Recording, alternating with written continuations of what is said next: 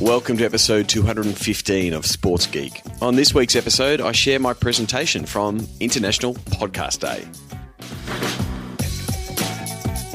Welcome to Sports Geek, the podcast built for sports digital and sports business professionals.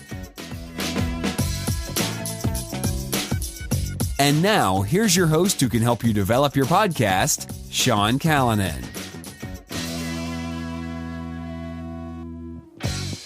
Thanks, DJ Joel. Yes, my name is Sean Callanan, and I am a podcaster, and I do work at Sports Geek. We work with teams around their digital fan engagement strategies and, in some cases, helping them with podcasts. You can find me in all places on the internet at Sean Callanan or at Sports Geek. Or you can hit me up the old-fashioned way, Sean at sportsgeekhq.com. And what I want to ask you right now is, do you get Sports Geek news? Do you get a weekly email that we send out Wednesday our time, Tuesday in some parts of the world? It's my weekly email. They're the articles that I read that I think you should read. They are curated by your clicks on my socials. It's a mix of sports, technology, marketing, digital, and trends. So if you want to stay in touch and know what I've been reading, sign up for Sports Geek News. If you're already a subscriber, thank you. You can sign up going to sportsgeekhq.com/SGN. And if you are a subscriber, please, next time you get the email, send it to someone. Say, hey, check out this email. I'd really appreciate it. This week's episode is a replay of a presentation that I did recently for International Podcast Day, which was September 30 in the US and and so I actually presented on 1st of October because obviously here I am in the future. So I gave a little bit of my insights into the podcasting space, what I've learned over 5 years, and really sort of focused in on the marketing of a podcaster and the things that you have to do after you turn the mic off. So not so much the technical pieces of building a podcast, but more about the pieces of the puzzle that we follow at Sports Geek around promoting our podcast and the content around it. So I hope you enjoy it. Recently been to a couple of podcast conferences, been to Podcast Movement in July in Philly. It was the third time I've been to Podcast Movement. Actually, this presentation was one of the Ignite presentation that I was supposed to was scheduled to do, but I could not present because of a clash with seat. I can't be presenting in two places at once. But really enjoyed meeting with the podcasting community and sort of seeing what the trends are. Trends around different types of formats. Not everyone is doing interview pods like this one. The opportunities around branded content and the appetite for sponsors being in podcasts. And I think this is something that's available both in the wider industry, but also in the sports industry. I still think there's a lot to be done in the sports space around podcasting from a team and league point of view. So if you want to talk about podcasting and potentially how you might want to use it, please reach out, drop me a line, reach out to me via email or LinkedIn. So all the stats that are coming out from Edison Research and the ABC recently put one out. I was at the AusPod conference, AusPod 2018 this week in Melbourne. All the numbers say listenership is up, awareness of podcasts are up, people are listening to more podcasts, people who listen to podcasts are listening to podcasts. Don't have to tell you that, you're listening to a podcast, and I'm very thankful for that. There's obviously some changes happening around Android and Google, with Google coming out with its own app. I don't think it's a great app at the minute. I'm still a Pocket Cast guy, but I think it does open up a whole market of Android users to make it easier for them to get podcasts, because one of the reasons people don't listen to podcasts is it's hard to listen to a podcast. So hopefully that does go away. If you want some more resources or you want to talk podcasting, as I said, please reach out. Otherwise, from a resource point of view, I highly recommend the Pod News email, podnews.net, or Nick Qua's Hot Pod. I'm a subscriber and a patron of both. That's what I use to keep up to date with the podcasting scene. Check it out. So thanks again to Dave Lee and the guys at the International Podcast Day for inviting me on to talk. So this is my presentation from International Podcast Day.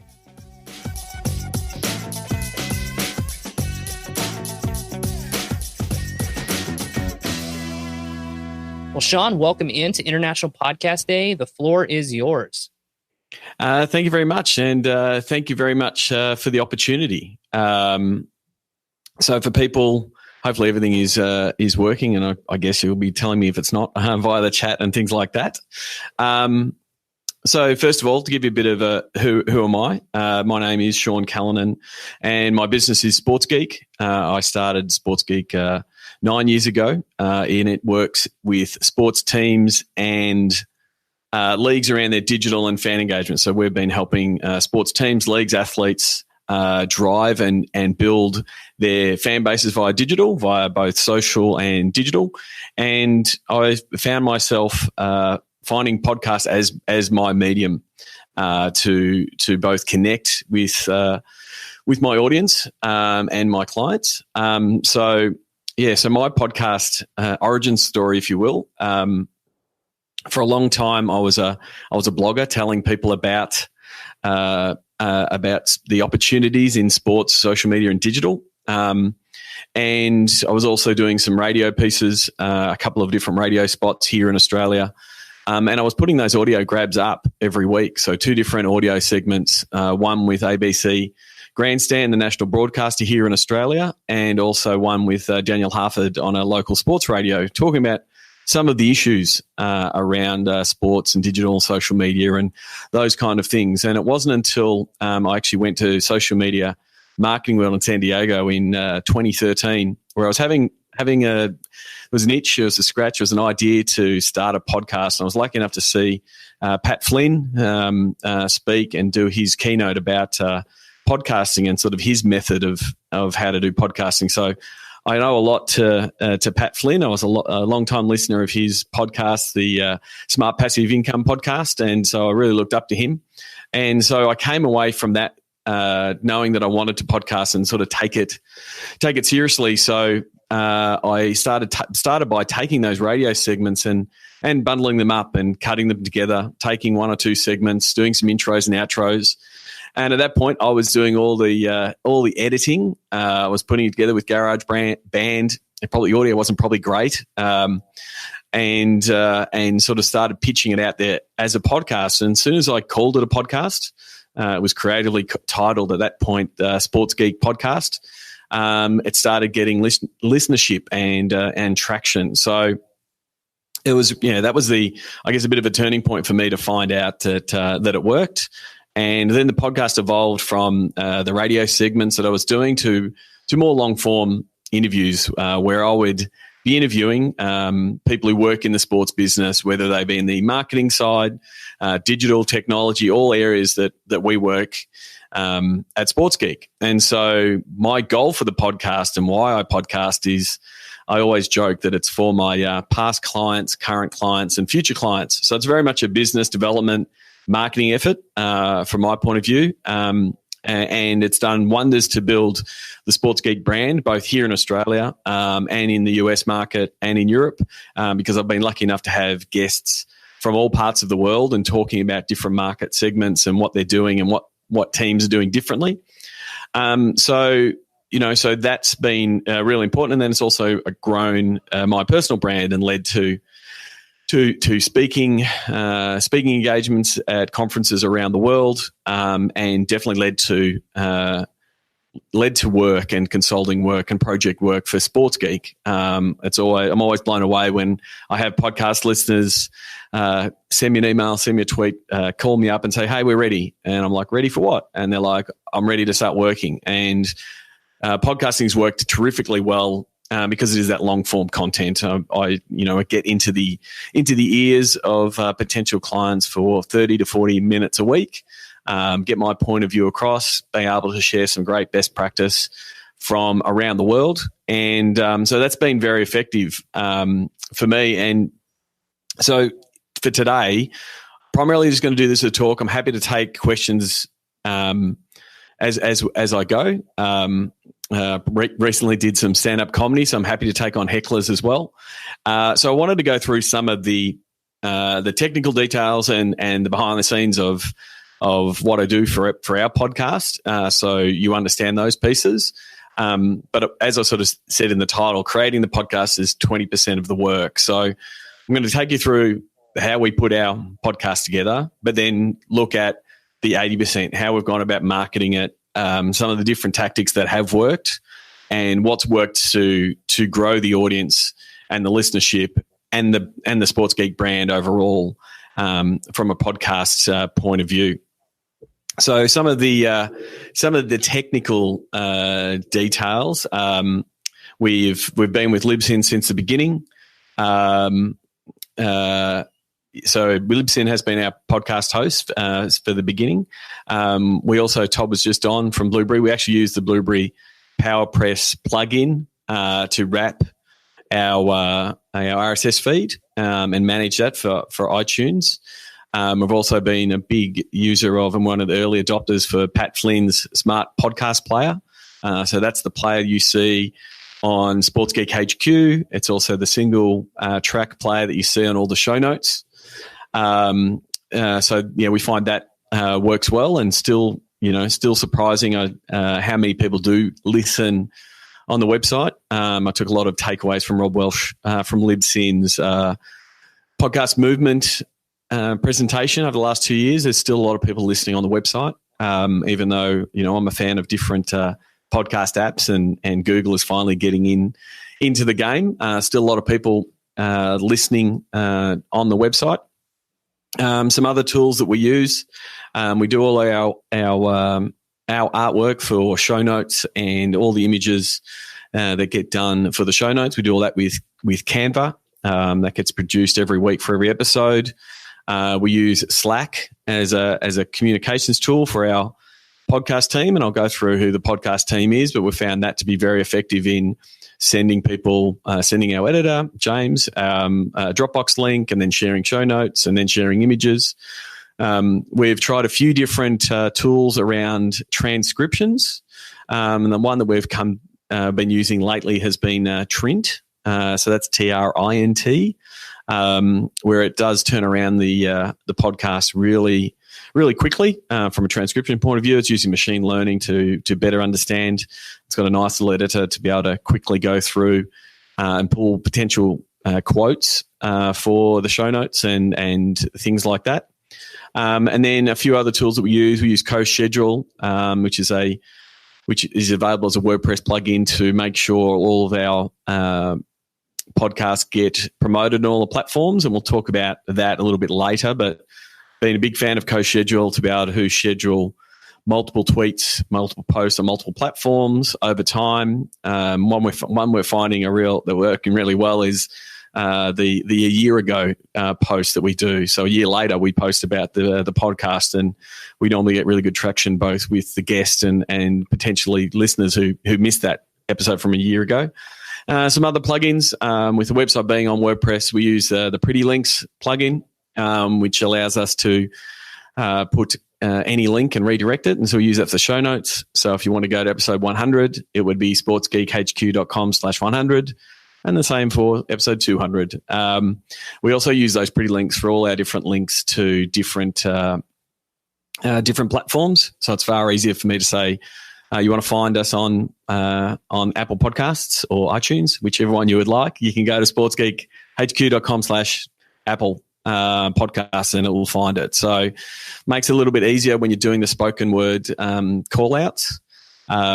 Buffer is another app that we use around social media and curation and posts and things like that. So again, that's another method for us to get the content out. From a recording point of view, I've got a Zoom H6, which I use out in the field, and then sometimes I use it. I'm currently recording and doing that today through that. But other times, if I'm doing an international call and I end up doing them sort of at 7 o'clock or 6 o'clock in the morning over in Melbourne time, I normally use a call recorder with Skype. That touch wood hasn't had any problems for us. So that's some of the technical, I guess, details and some of the pieces of the puzzle. As I said when I started the podcast, I started it, and it was a one-man band. It was me recording it. It was me editing it. It was me doing the show notes. It was me creating the artwork. It was me promoting it. Over time, I've taken on board some people to take over specific tasks. So, as I said, I started as the editor in GarageBand, and I was quite dismayed when GarageBand updated and stopped allowing podcasts as a default. And I'll put my hand up and say I'm not a big audiophile, and I wasn't editing and checking every and R and those kind of things. I was doing really light edit. I was using Auphonic. There's another tool that I forgot to mention. Auphonic, AUPHONIC, does a really good job of normalizing the audio if you want it, and putting in the cover image and all the MP3 tags if you would like, and then point it to the appropriate platforms. So it would automatically send it to Libsyn. So we're still using that to do that. But so James Eade came on board as my podcast editor. He's based out of London. He's done about the last 120 episodes of Sports Geek. And, you know, it's I really wish I had hired James a little bit earlier. He does a remarkable job, focuses on the bits that I don't do well, which is making sure the audio sounds good, cleaning it up if there's an issue, whether I've recorded it over Skype and there might be some line problems, or whether I've recorded it sitting in the dugout at AT&T Park and there might be some wind noise at the background. James does a terrific job in cleaning that up. Jolly works at SportsGeek as a digital marketing and content producer, and she's now the podcast producer in helping set up the interviews and produce the show notes, and make sure that it's out ready to go on Monday night our time. And then the other person is part of the team, which is a vital part, is DJ Joel. DJ Joel is our voiceover artist, and he does the intros and outros and some of the ad reads.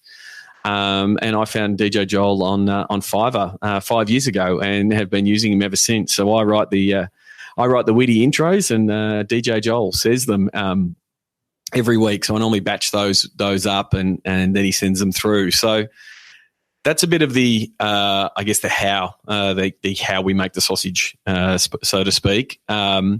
It usually is we book the interview. I record the interview, whether it's in real life or via Skype, and then from that process, then I'll record the intros and outros in a separate session. One tool that I didn't mention that I do use a lot is Workflowy. Workflowy.com. I'm actually looking at it now. It's got my notes for this talk. We use that for the show notes and the guidelines for the show notes. I use it for the intros. So I will put that show notes together, send it to James, and say, here's all the pieces. Please use this audio for the intro. Use these ads. Here's all the links. Those kind of things. So it pretty much has everything that he needs from a brief. Once James has produced it then gets sent off to Jolly, and Jolly runs it through Trent to get the transcription. She then listens to the episode while checking Trent to look for quotes and some insights to put into the show notes, and producing the graphics, getting them approved by the client, and then pushing them out. So that's a lot of work. That's the 20% that I was talking about earlier of getting it started. And so then what we do is we apply a process that we actually use at SportsGeek for sports teams and leagues. And so the process is called Digital to Dollars. And I'm currently writing a book about the process. And so the first, it actually has 5 steps, and it's to help sports teams and leagues monetize and drive revenue from digital. And the first 3 of the pillars of the 5 still apply to any content producer. So I'm going to take you through that process and how it applies to us as a podcaster, and as a marketer that markets a podcast, and as a marketer that markets our business. So the first part of the Digital Dollars process is knowing your audience, and understanding your audience is the key piece. And so for us, it's about knowing my clients, and who are my clients, and where are they, and what are they doing. So for us, For us, digital to dollars starts with, knowing your audience. Who are they? And so in our case, it's sports digital and sports sponsorship commercial folk that are trying to raise awareness and sell digital assets that they've built. And so I want people who work in a pro sports or a national sports organising body, and I want them to listen. If anyone else listens to the podcast, I'm very thankful. If you're a sports business student, I'm happy you're listening. If you're someone who likes marketing and likes sports and wants to listen in, I'm happy you're listening. But I want CMOs, chief marketing officers, chief digital officers, chief commercial officers, those kind of people listening to the podcast. Because as I said earlier, I want past clients, current clients, future clients listening to the podcast. And so, one, I found out that podcasting and talking has been, my best platform. So then the next thing was, where are these people? And what do they want? And when do they want it? And how will they consume it? And so for us, number one was the podcast. So it was partly, how do we get the right guests? How do we get the right people who will share their knowledge, share their best practice that will be of benefit to my audience? And it always comes down to that. What do the audience want? How will this help the audience? If I steer away from that, then it falls away. I did catch a little bit of Todd Cochrane's talk before about PR agents. I don't quite think they're as evil or as Todd was saying, but I understand the point where you get pitched someone that says, "Oh, this will be great for your audience." As the podcast host, I have to decide that, and I have to think about my podcast audience and what they would want. So I'm always looking at, and it's something we're doing every day when we're working with clients, is what's the problems they have? What are the problems are they having? How can we help solve those problems? And so that's what I always dive into when I'm interviewing. I always like to get a little bit of background. How did they get here? Because again, I know I have a part of my audience that might be younger, that's just starting out, wanting to break into this business. So I want to get some insights into that. I want to talk a little bit about some of the things that they're doing really well. One of the phrases we use on the podcast a lot is steal with pride. We want someone to go, "Oh, wow, that's really cool. How can I do it?" And so they're always coming to the podcast looking for that thing. If they can come away with that one thing to go, "Yes, that's why I'm going to come back and listen again." Then the second piece is sort of where they are. And so early on, and we're going to go through this a little bit more in the other platforms, because there's know your audience, know your content, and know your distribution. So distribution is all about how you go about using all the different platforms available. But when you are defining your audience, you want to start building out that persona and saying, who are they? They might be a CMO. They might be working for a professional team. They're doing really long hours. They work most weekends. They primarily consume from their mobile. They might be more effective to be able to be reached on LinkedIn. Like that might be where they're now consuming content as LinkedIn has changed. They might be using Twitter, but what are they using it for? Is that something that's going to draw them in? And then the other thing I think from a podcasting point of view is also when they will consume it. Unfortunately, podcasting isn't an overly, I found at least, overly social content piece. Like because someone is normally engaged in something else, they're engaged in listening, but they're doing something else. So they don't have their phone out. They're not tweeting about it. They're not talking to you about it because they're running or they're driving, or they're doing some exercise, those kind of things. And so knowing that people are listening to the podcast as they're walking their dog or as they're running down the street, they're not going to pull out their phone and send you a tweet and ask you a question. So it's something that you got to realize as a podcast producer, that when and where they're doing it.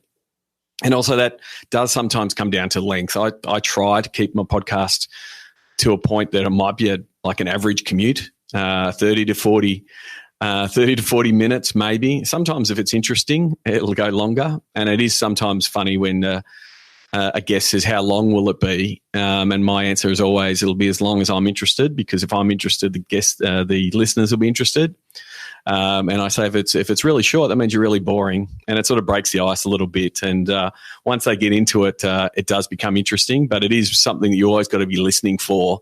If you find yourself tuning out, then just imagine what your listeners are doing. So again, trying to build it so there is a really strong takeaway for the people who are going to listen, and then how they are consuming it. So that's what I'm always looking at for all of my content, but it's definitely, where I start. How can I get people who are very time poor? How do we get those? How do we get those people listening to commit 40 minutes? Because it is a long time, and getting those drive-away moments, is a really good way of putting it. At Kay Jansen from New Zealand, thank you very much. So then the next part of the Digital Dollars process is know your content.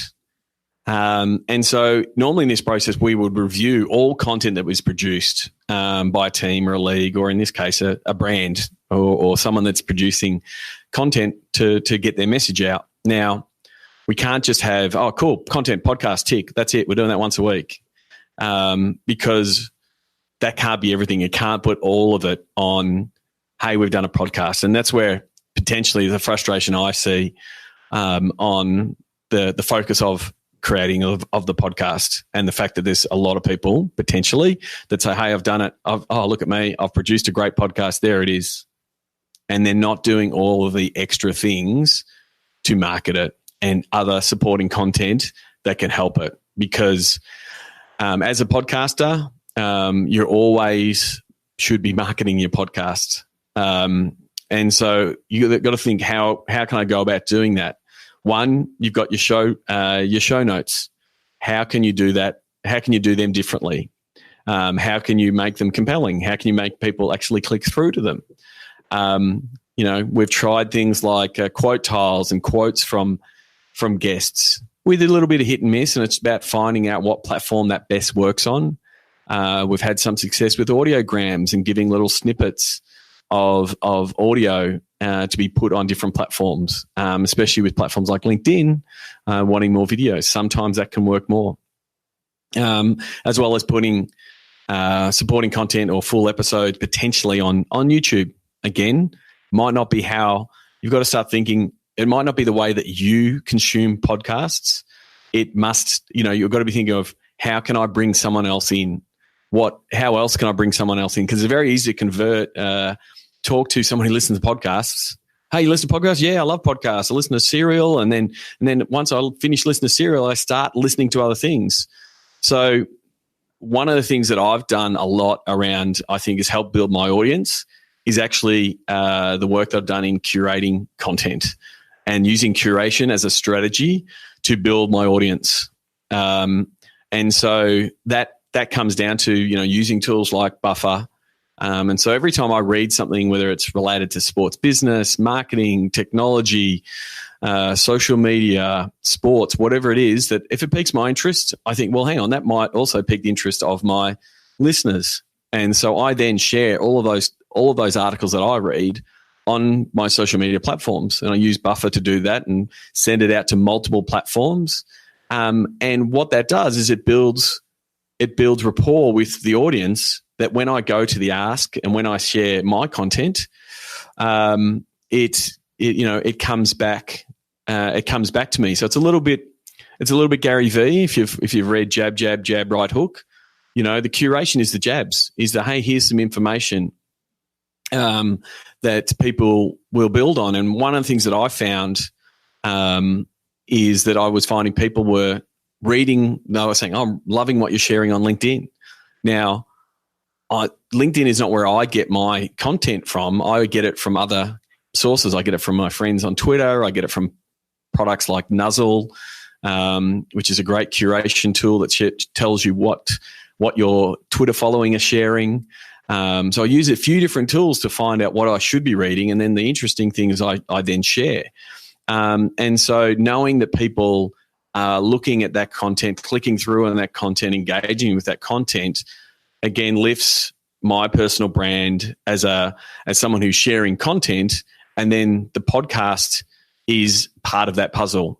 Because if I just did the podcast, then I'd have one piece of content per week, and there's every chance the algorithms don't pick me up and people don't click through or don't know about it. So the curation piece for me has been, really vital because it's helped elevate me at the same time the podcast does as well.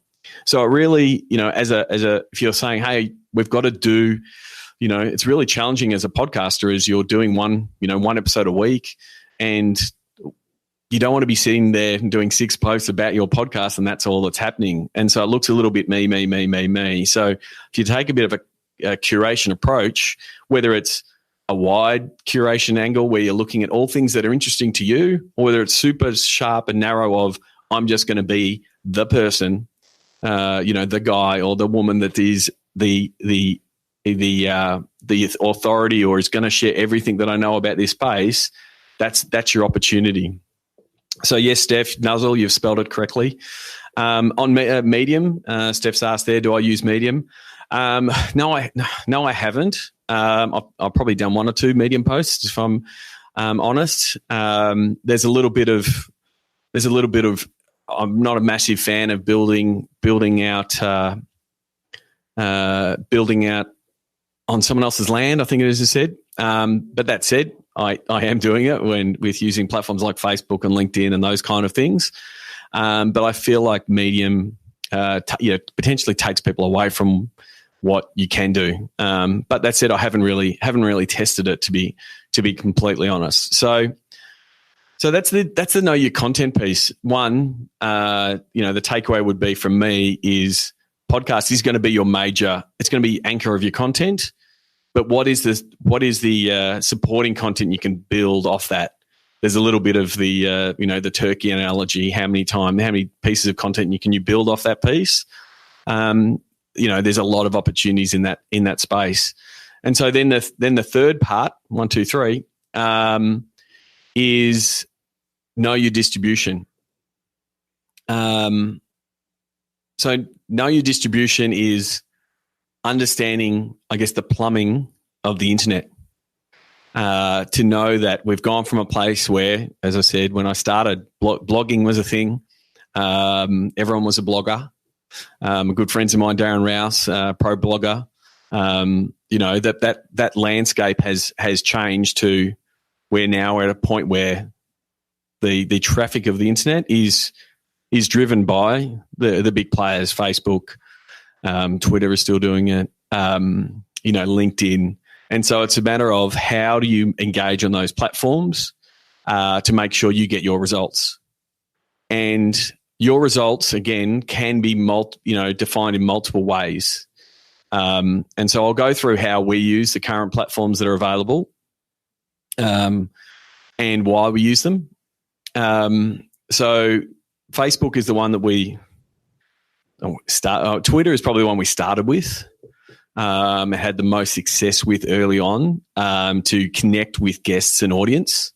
But what we have seen is I guess the noise of Twitter and the traffic is really low. So Twitter is really an engagement piece. It's a good way to engage with guests and tag them and those kind of things. But it's not a massive traffic driver. And that's where podcasting is.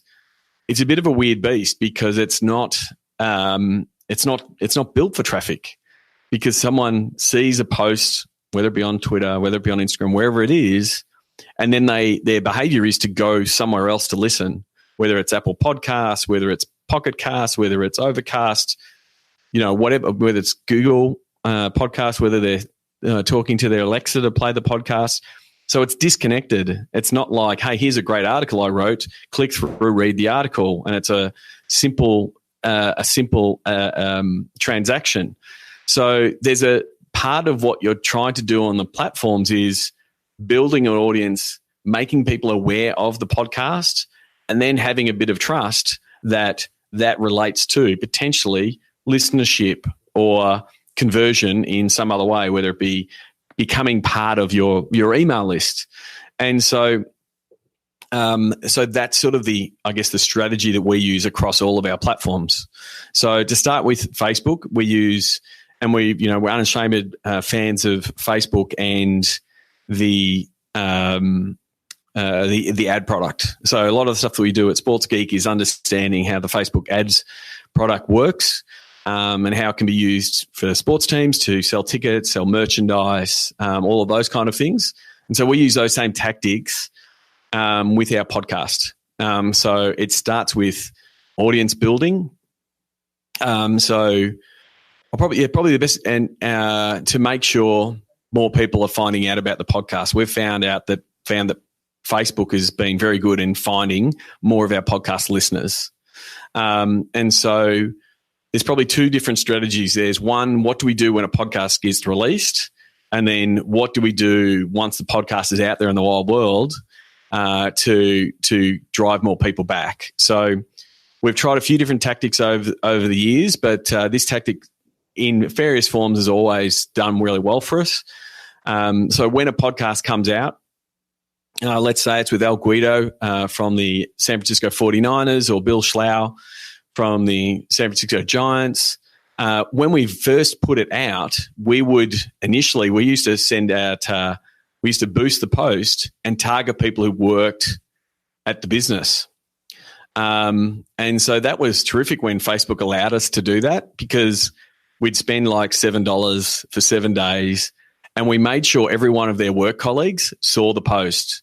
And so the guest was getting all of this love and a lot of backslapping from their colleagues to say, oh, way to go.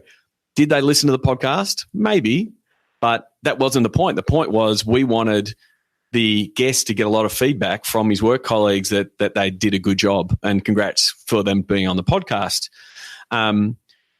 Unfortunately, Facebook has since taken away that ability to target a particular place of work.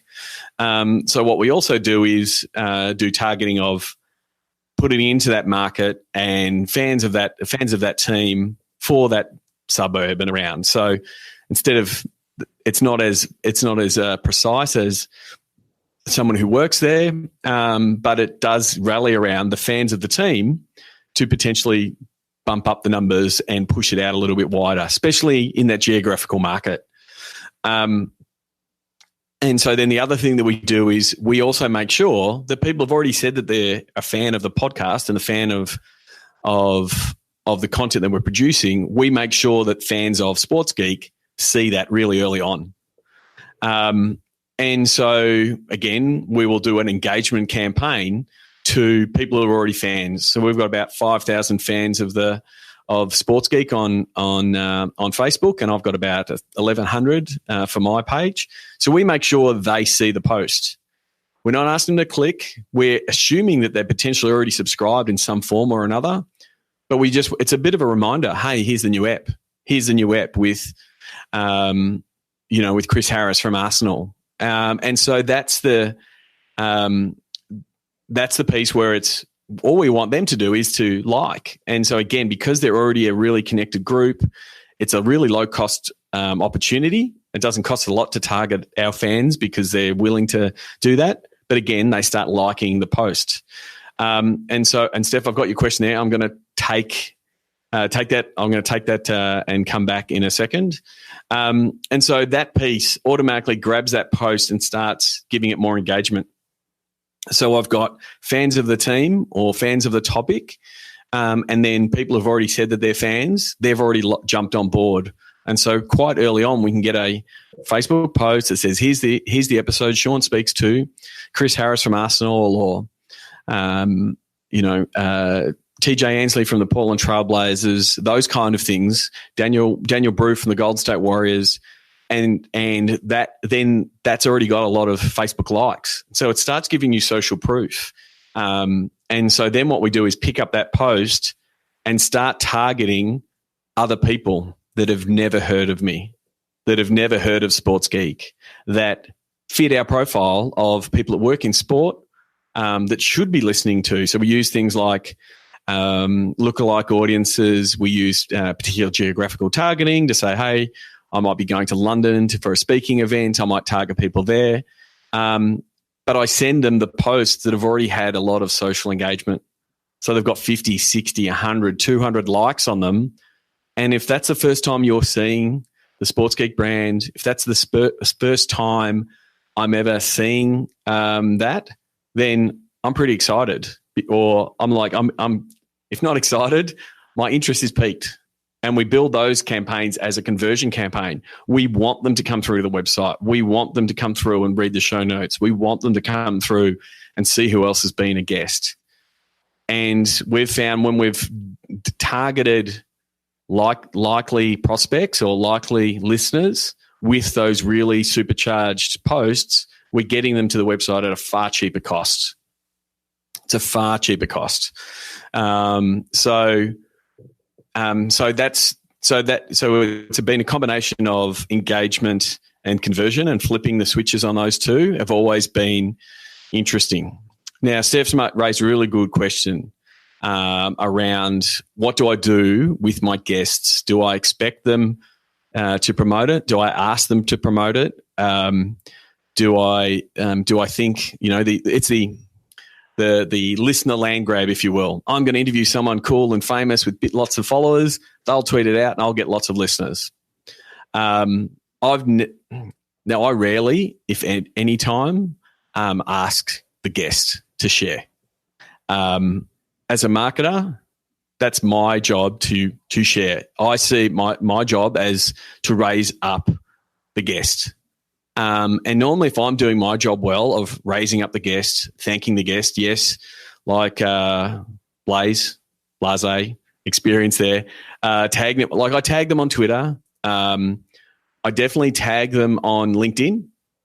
So LinkedIn's been a really powerful network for me, both for connecting with the right people. So I've got a really strong sports marketing, technology, digital audience on LinkedIn. I've explicitly gone out to connect with people that are in the space.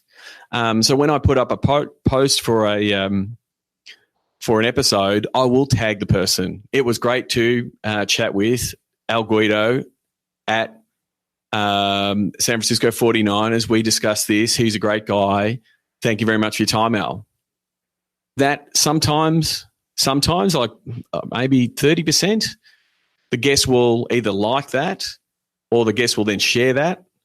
The thing is, by tagging them and tagging their place of employment and some of the topics, then the algorithm kicks in and more people from that actually see it. So there'll be, that digital backslapping happening of people congratulating them, liking it, again, giving it a boost and get some really good organic reach. But yeah, I very rarely ask them to share it. We do give them all the option. We always go, Jolly will go back and say, hey guys, if you would like, we're more than happy to give you the snippet of code and you can put it on your website. We give them all the opportunity, but we never make it, what they want to do. So we've had some teams actually put it up on their website and say, hey, here's a conversation with our CEO. Would you like to listen to it? Because it better connects them with the fans. And then we've had others that have sort of ignored it. So, I was lucky enough to interview Mark Cuban on episode 62. So for those of you who don't know, Mark Cuban is the billionaire owner of the Dallas Mavericks. Now, for me, massive fish. I joked that Mark Cuban was a sports geek just like me. He's just got a little bit more money. But I never expected Mark Cuban to tweet out my link or tweet out that he was on the podcast. He's on a podcast all the time. And he does interviews all the time, that kind of thing. So I'd never expect that. If he's a big name, or if they are a big name, or if she's a big name, then my marketing should be able to get that message out. And so that's the way that I tackle it. I guess backing myself as a marketer, I understand if you're just starting out and you're trying to get more listenership, it can be seen as something that is potential to get those listeners. But I see it more as an opportunity to go, well, I know there's a lot of people that follow Mark Cuban on Shark Tank, or that are Dallas Mavericks fans, or that look up to him as a sports business, pioneer, that I can target them with that. And so that's how I always tackle it. To be lifting up the guests. Yes, I'll do I'll do the tagging of them when I'm tweeting about it. Try not to do it too much because I don't want to be, I guess, spamming their feed. But for me, LinkedIn has been terrific in that sense. We've had a little bit of success with Instagram, but it hasn't been my platform. And again, going back to the audience profiles that we've done, yes, our audience might be on Instagram, but from what I've gathered, and I've actually been asking them on the podcast, they're not on Instagram to find out about podcasts, or they're not on Instagram to get inspirational quotes. That's my audience. It might be different for you, so it hasn't quite worked. I think the other thing, there's another few things I think that's been really important. Our email list. Email list has been super important. I don't know if the advice has been said earlier. I wish I'd started my email list sooner. Everyone says that. So if you haven't started an email list, do so. We use Drip. We start off with MailChimp. Drip is a tremendous product. You go to sportsgeekhq.com/getdrip if you want an affiliate link. So it's really good for us to understand what people are clicking on, why they're clicking on it. We actually take all of the content and the links that I share on a weekly basis, and that becomes the content for the newsletter. So whatever gets clicked on ends up in Sports Geek News. If you're interested, sportsgeekhq.com/SGN. You can sign up for Sports Geek News, and obviously every week the podcast gets promoted in there. So again, not expecting people to click on it, but I do want to make sure that they know who I've been talking to and chatting with. So it's been a big method of, I guess, bringing people in and bringing people into the podcast fold, because we might have someone that reads the newsletter every week, clicks on links, sees what the podcasts are, and it might take 10, 15 emails before they start becoming a listener. So it's not going to happen straight away. Other things I think that you can do from a podcasting point of view is not underestimate community. So I've had a few different goes at developing community. Had a Facebook group that was set up to connect Sports Geek podcast listeners, and it was a little bit hit and miss. We probably set it up 4 years ago. And then I also set up a Slack, a free Slack group for people who are in the sports business. I said, if you're in sports biz and you want to test out this little startup called Slack and share and connect and talk about what you're doing. So I set that up. And that little Slack group grew to 1,500 people from all around the world, sharing about digital and technology and esports and sponsorship and ticketing. And so that's now evolved to being Sports Geek Nation, which is a live paid community with a mix of people who work in sports at a pro team side and leagues and agents that work with athletes, as well as vendors that are working in the space. And so that's now become a new way for me to connect, and it's actually produced some guests, some content that I'm talking about on the podcast.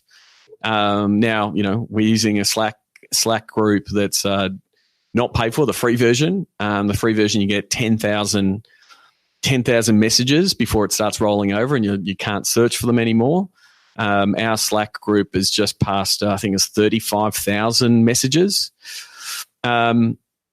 So Slack I found it to be amazing, but it's more the development of the community and connecting with people. And so I'm really excited to see where, I guess, the paid community aspect of Sports Geek and the podcast goes. The podcast was rebranded 12 or 18 months ago. I think it was from last year's podcast movement. I came away. It was called Sports Geek Podcast. My cover art was me standing in front of the stadium of Barcelona, and it was pretty successful. But what I realised is half my audience was in the US. They probably don't follow football as much. And so I rebranded the podcast to be Sports Geek, dropped the word podcast, and changed the branding, the cover art around it to, and now I'm holding a NBA basketball to have a bit more broader appeal, but probably broader appeal in the US.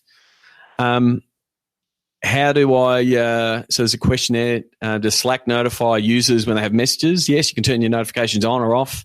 You can snooze them when you're asleep. And it is used outside the US. We've been using it internally and with clients. Question here from Blaze, and again, apologies if I'm saying it wrong.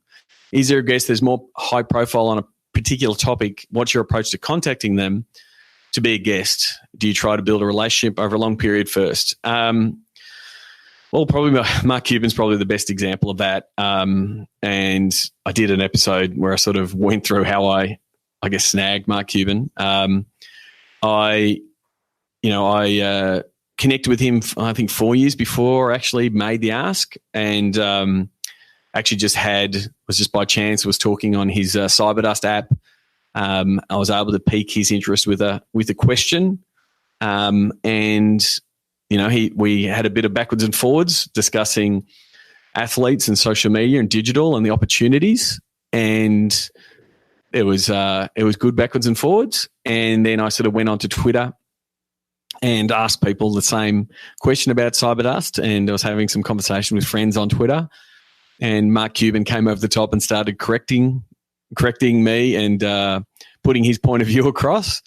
And by the time I went back to Cyberdust, he'd already organised to set up a time. So, I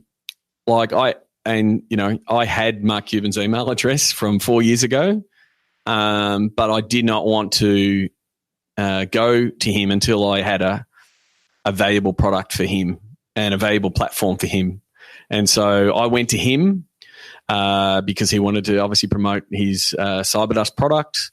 I was able to point to him to a guest list with big names in the sports business space and gave credibility.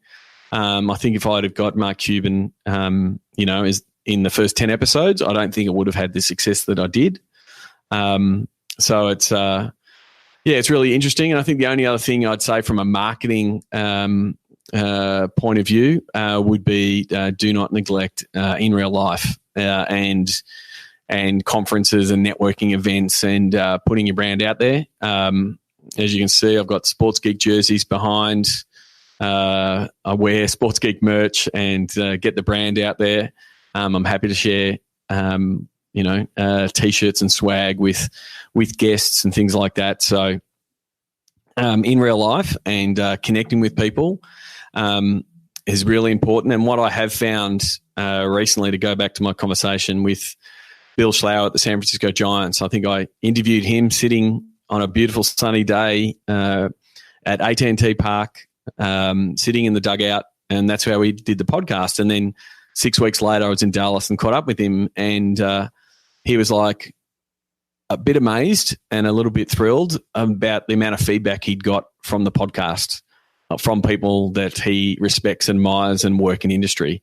And so for me, that's a big win. One, it solidifies the podcast as being listened to by the people I wanted to listen to, which is, when going back to that audience piece at the start of the discussion.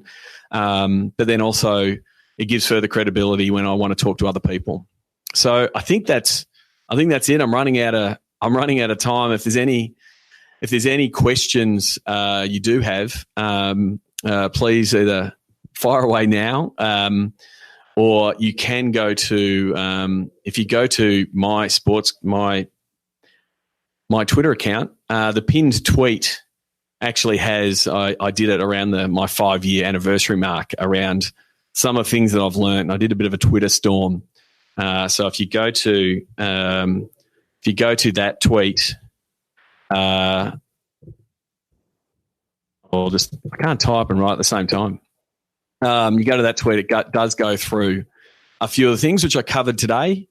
As I said, happy to be connected on Twitter if you haven't sent me a tweet yet, or if you want to connect on LinkedIn, I'm more than happy to. So until next time, hopefully I'll get an invite back for next year. Really enjoyed the process. I'm glad the voice held up. Unfortunately, my team was in the grand final on the weekend, and I'm a little bit scratchy. We did not win, but it's important to be there. So that's, I think, at any point you want to come back, I think all's done. All right. Yeah, Sean, I mean, even though your team's lost yesterday, you crushed it. You won tonight. I mean, thank you.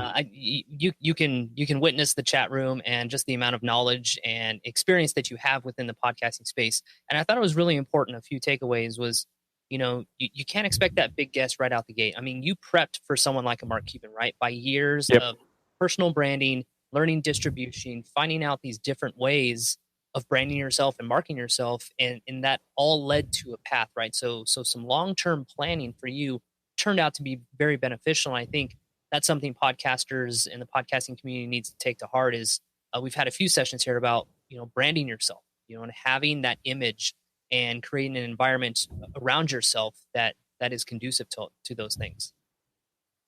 Yeah, definitely. It was a long play, but yeah, you're right. I didn't need to do much prep once I was able to secure the interview with Mark Cuban, and then, funnily enough, I followed up with an interview with Brad Main, who was CEO of the American Airlines Center after that, because I'd met him 4 years earlier. So, there's lots of little things you have to do along the way that can set you up for that success. Yeah, definitely. Well, Sean, I want to thank you from the International Podcast Day team and the International Podcast Day community. Thank you so much for taking part in our event. Make sure you guys connect with him. Just head over to his website, sportsgeekhq.com. Once again, Sean, thank you so much. We appreciate it. No problems, mate.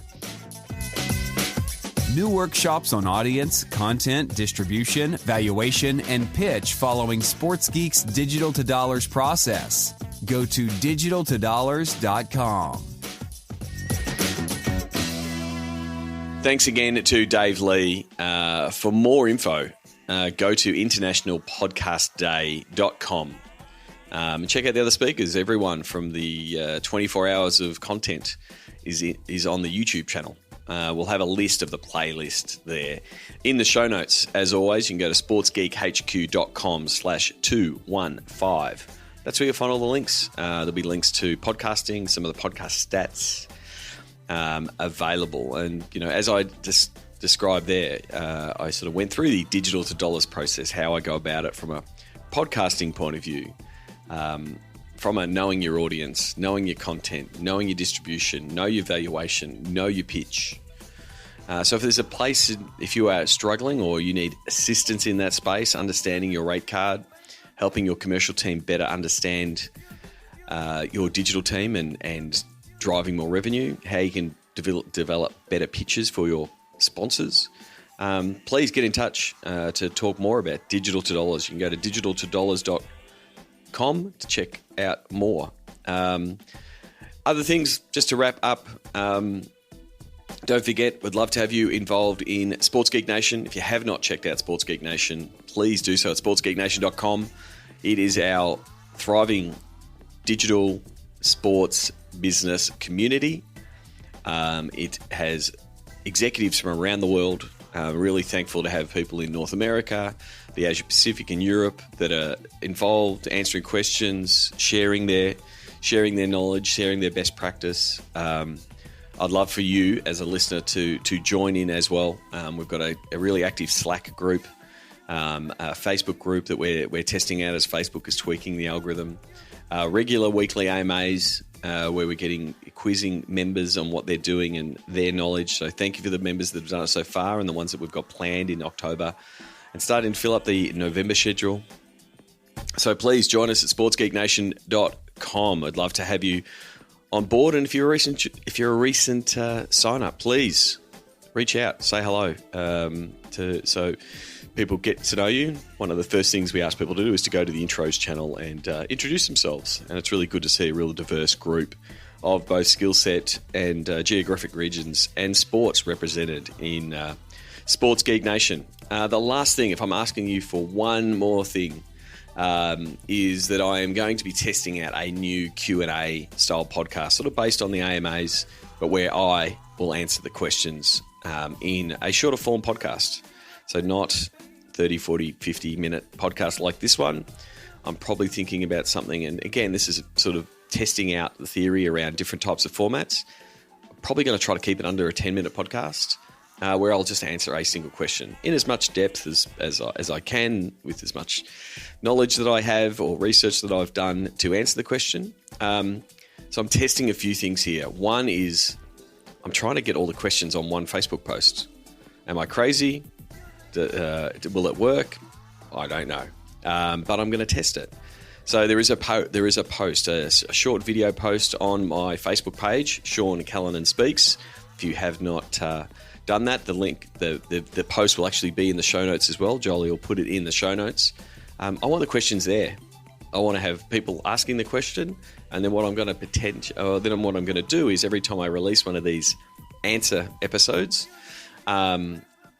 which are still probably going to come up with a better name, I'm going to put the reply with the episode in that thread, and sort of see if the both organic growth of people asking questions and then seeing the answers, as well as amplifying it with paid spend behind it to push it out to more people, to see if this one post can have effectively be a thread of, hey, here's all the content for the question and answer session. So if you've got a question for me, yes, you can email it in, you can tweet it in, you can send it in via LinkedIn. I'm going to accept from other forms, but I really want to try this Facebook, little test. So go to facebook.com/Sean Callanan Speaks, just scroll down a little bit, find the video, ask the question there. I'll say thank you. I won't ignore you, but I will park the question and come back to answer it in an audio form, which is my preferred platform, preferred medium, as I discussed in the International Podcast Day presentation. So that's it. Please, send me in your questions. Until next episode, my name is Sean Callanan, and you've been listening to Sports Geek. Join Sports Geek Nation access to exclusive Slack and Facebook groups with regular Q&A sessions with Sean Callanan. Go to sportsgeeknation.com to join. Need help with your digital rate card? Not sure how to price your assets? Is there a disconnect between digital and commercial? That is where Sean works best, in digital divorce counselor mode. Book a time for a call with Sean to discuss the Sports Geek process. Go to sportsgeekhq.com/phone call. Go to sportsgeekhq.com for more sports digital marketing resources.